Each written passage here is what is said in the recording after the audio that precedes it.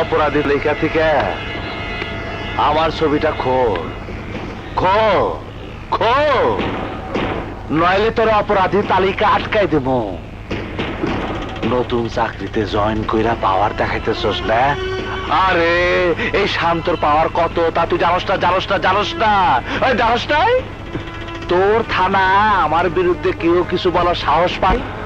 খোল ছবি, আরে খোল ছবি, খোল। জিদ করিস না, জিদ করিস না, খোল।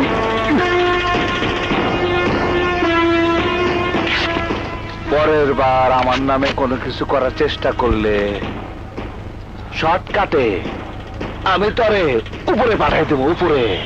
মনে রাখিস, শান্ত আমার নাম।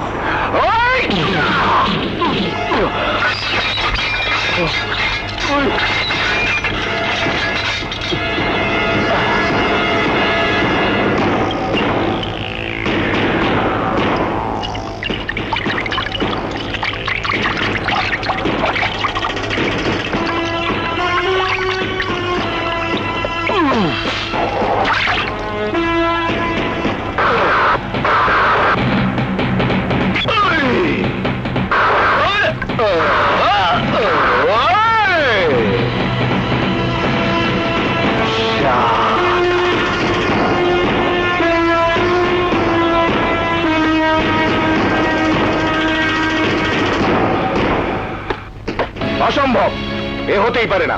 তুমি কি বলতে চাও পুরো থানার সমস্ত অফিসার মিথ্যা কথা বলছে? তাদের ভাষ্য অনুযায়ী তুমি সিঁড়ি থেকে পড়ে গিয়ে ব্যথা পেয়েছো। ওরা সবাই মিথ্যে কথা বলছে স্যার। শান্তর ভয়ে ওরা কেউ আমাকে বাঁচাতে আসেনি। আপনি আমাকে অ্যারেস্ট ওয়ারেন্ট ইস্যু করে দিন, আমি ওকে 3 দিনের রিমান্ডে এনে ওর মুখ থেকে সবকিছু স্বীকারোক্তি আদায় করে দিচ্ছি।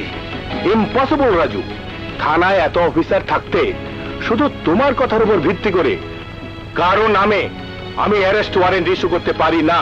তাহলে স্যার খুলে নিন আমার গায়ের পোশাক, কে নিন অস্ত্র। আইন আমার হাতে অস্ত্র দিয়েছি ঠিকই, কিন্তু গুলি করার ক্ষমতা দেয়নি। শুধুমাত্র এই একটি কারণে সন্ত্রাসীরা বেপরোয়া। পুলিশ ডিপার্টমেন্ট তাহলে কি করে দেশ থেকে সন্ত্রাসীদের উচ্ছেদ করবে, ধ্বংস করবে sir? You are crossing your limit Raju. প্রমাণ ছাড়া আমি কারো নামে কোনো অ্যারেস্ট ওয়ারেন্ট ইস্যু করতে পারবো না। I am sorry. Okay okay sir, next time যখন আমার লাশ আপনার সামনে আসবে তখন ওয়ারেন্ট ইস্যু করবেন। আমি হয়তো ফিরে আসবো না, বাট শান্তর মতো একটা ক্রিমিনাল হয়তো তখন অ্যারেস্ট হবে। Goodbye sir.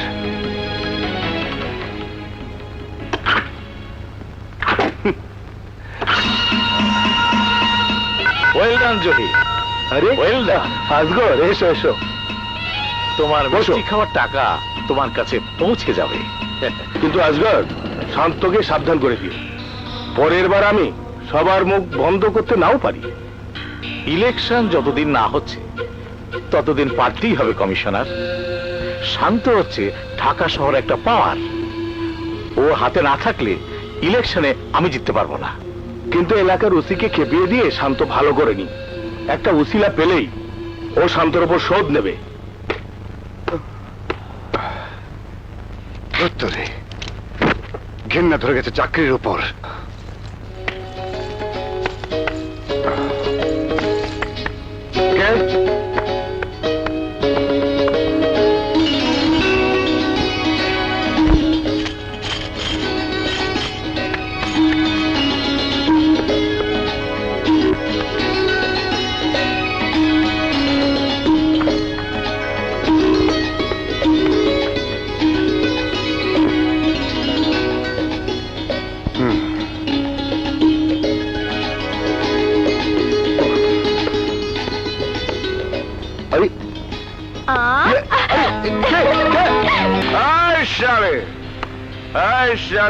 তুই আবার আইস?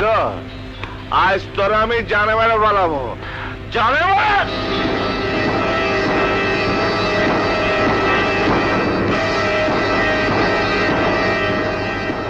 কি হলো? মারো। থেমে গেল কেন? জীবনে প্রথম দেখলাম যে মৌতে দেখে ডরায় না। বুড়িমা, তুই এত সাহস পাইলে কই? যে একবার মৃত্যুর স্বাদ পেয়েছে সে মরতে ভয় পায় না। বুঝছি, আমি বুঝছি। খালা, ও খালা, তোমার ভাগ্নিরে বুঝাও খালা, এত তেরামি করা ভালো না। তোমার ভাগ্নি জানে না দুনিয়া কত কঠিন। ওরে ঘরে সামনে রাখো, নইলে দেখবা একদিন না একদিন মহল্লে ওর লাশ পড়ে রয়েছে। নীলা, ঘরে আয়। না, আমি দেখতে চাই ও কি করে। আরে চাইলে অনেক কিছু করবার পারি, খোদার কসম কইতাছি। টাকা ছাড়া আমি আবার কোনো কাম করি না। যদি কেউ তরে সরাই দিতে আমারে টাকা দেয়, তাহলে শান্ত তোর লাশ ফেলাই দিব।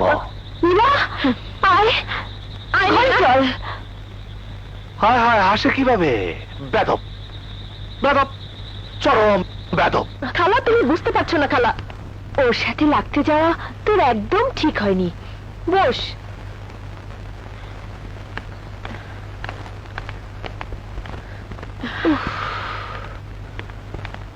মা, তুমি যত কথাই বলো, এখানে এসে থাকার পেছনে নীলার অন্য কোনো উদ্দেশ্য আছে। নইলে এত বড় লোকের মেয়ে সবকিছু ছেড়ে দিয়ে এই বস্তিতে গরম মশা আর শান্তর গালি শোনার জন্য পড়ে আছে কেন? আমারও কেমন যেন সন্দেহ হয়। অনেকদিন যোগাযোগ নেই তো, তাই বুঝতে পারছি না।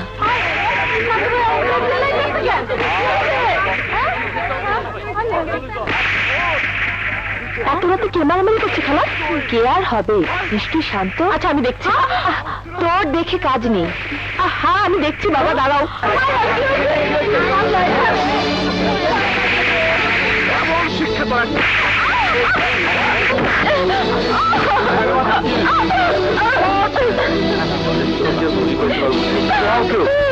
আজকে তোর আমি মারা ফেলাবো।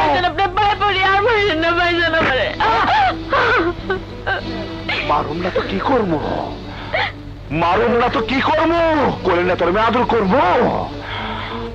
হারাম জাদি নষ্ট। শান্ত, একটা অসহায় মেয়েকে এভাবে মারতে তোমার লজ্জা করছে না? ও তাইলে তুইও আইসস? চোখের সামনে মায়ের মায়ের খাইতে দেখে খুব খারাপ লাগতেছে না? মারমো, 100 বার মারমো, হাত মারমো, তোর কি? ভাগ এখান থেকে, ভাগ। তারপরও একটা মেয়ে মানুষের গায়ে হাত তোলা তোমার সাজে না শান্ত? চুপ, একদম চুপ। জানোস কি করছে এই মায়া? জানোস কি করছে এই মায়া? আর সমস্ত জ্ঞান যাবে শুরু এই বাচ্চা। এই বাচ্চাটার আমি শেষ করে দিব, আমি শেষ করে দিব। তোমার পায়ে পড়ি, আমার সন্তানকে মাইরো না। আমি সব কইতাছি, ধোকা খাইছি। সে তার সন্তান আমার পেটে দিয়ে পালাইছে। লুকাই এই সন্তান আমি জন্ম দিছি। আমার পরিবারে কেউ এই সন্তানের কথা জানে না, কিন্তু আজ আমার বিয়ের কথা হইতাছে। আমার পেটের পোলাই আজ আমার বড় সমস্যা। আয় যে বাচ্চা তোর কাছে সমস্যা মনে হইতেছে, পেটে রাইখা এই বাচ্চার জন্ম দিবার পর সমস্যা মনে হইতেছে। ওই দিন কই আসলি যখন তোর আশিকের সাথে বিশ্রাম গরম করছিলি? ওই তখন মনে হয় নাই যদি বাচ্চা হয় তার কি পরিচয় দিবি? বাচ্চা দায়িত্ব কে নিব? ওই মনে হয় নাই? কেন মনে হয় নাই? কেন মনে হয় নাই? বাচ্চা ডাস্টবিনের মধ্যে রেখে গেলে কি হইতো? মহিলা যাইতো ভাবছোস? তোর সব চিন্তা দূর হইতো ভাবছোস? না, হয়তো না। আরে পেটের পাপ এত সহজ। আমার মতো রাস্তা রাস্তায় মানুষের লাথি খুঁতা খায় বড় হইতো। অত্যাচার সহ্য করতে করতে একদিন নিজের মনের কষ্ট দূর করতে হাতে তুলে নিত অস্ত্র। কত মানুষ! এই মাতারি, তুই কি চাস এই বাচ্চার অবস্থা আমার মতো হোক? তাহলে ক, সমাজের মানুষকে ক, বাংলাদেশের মানুষকে ক, এই বাচ্চার অবস্থা আমার মতো হোক। অনেক বুঝি বাবা, ওই সাইডে দেও, ওই ওর মুখ বুঝতে পারছি। এই চুপ কর, চুপ কর, চুপ কর। আমার আর তোকে চেহারা চিনতে বাকি নাই। না খায়া লাশ হইলে তারপর চোখের পানি ফালাইতে আসো। কই ছিল তোমাকে এত দরদ? যখন আমি আমার মরা মায়ের লাশের আশেপাশে হাত পা ছুঁড়ে কাঁদতেছিলাম, কই ছিল তোমাকে মানবতা? যখন আবার নিয়া রাস্তা রাস্তায় ভিক্ষা কইরা ড্রেনের পাশে আবার ফালাই গেছিল, কইছিল তোমরা? কইছিল? বুকে হাত দিয়ে কত কার কার তোমার আমি যাই নাই, চিল্লাই চিল্লাই আমি কই নাই মাগো আমার দূরে খাইতে দেন, ভাত না দেন ভাতের ভাত দেও, দিছে না তোমার? দেও নাই, দেও নাই। গালি দিয়া লাঠি দিয়ে আমার দরজা থেকে তোমরা ভাগাই দিছ, কুত্তা মতো আমার তাড়াই দিছ। খালি কি তাই? খিদার জ্বালা সহ্য করতে না পাই না একটা বড় লোকের মায়ের কুত্তার বিস্কুট চুরি করছিলাম বইলা, তারপর আমি কি পাইছি জানো? আমি কি পাইছি জানো? এই গাও গাও, তোমরা সবাই চায় চায় দেখো আমি আমার জীবনে কি পাইছি, কি পাইছি, কি পাইছি। তোমরা আমারে সন্ত্রাসী গুন্ডা কাও আমি জানি, কিন্তু আমার সন্ত্রাসী গুন্ডা কে বানাইছে? কে বানাইছে?